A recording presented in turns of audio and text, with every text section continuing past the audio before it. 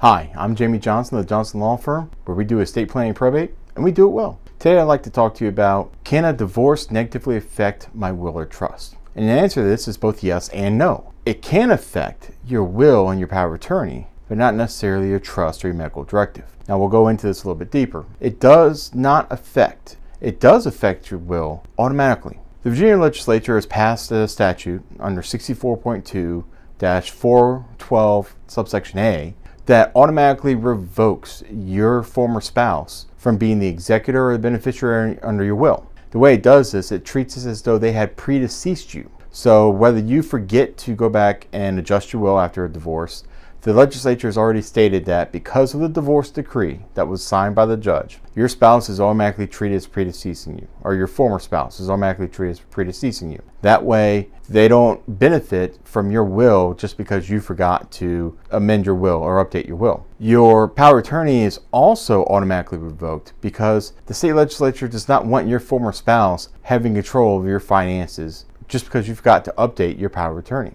Now, you should affirmatively go and update your power of attorney and give notice to your financial institutions as well as anyone that you've given a copy of that power of attorney to, because if a third party relies on the fact that you had given them a power of attorney naming your former spouse and then never gave them notice that you were revoking that, they can't be held liable for following the power of attorney. So although the statute automatically revokes it, they have to be given notice of either the divorce or the fact that you're revoking the power of attorney. So it's best to just go ahead and on your own revoke that power of attorney and give notice to all your financial institutions as well as anyone you've given a copy of the power of attorney to. Now, a divorce does not automatically affect a trust. And the reason for this is a trust is a contract between you and the trustee. Now, if you named your spouse as your trustee in your trust, then the state legislature is not going to step in and affect that automatically. You need to amend your trust to name a new trustee. Otherwise, that contract is still valid between you and your former spouse, who will act as your trustee and is now can either be the person in charge of your trust or can actually be the beneficiary of your trust still. So it's best if you have a trust and you go through a divorce, make sure you revisit your estate planning to make sure that your ex-spouse is not listed as your trustee or beneficiary under your trust. This also goes for an advanced medical directive, also known as a living will or a medical power of attorney. Your divorce does not automatically remove them from being a person who has authority to make decisions for you if you become incapacitated. That remains in effect. So if you get a divorce, you definitely need to make sure that you go back and revisit your advanced medical directive here in Virginia, because otherwise your former spouse will possibly be making life and death decisions for you.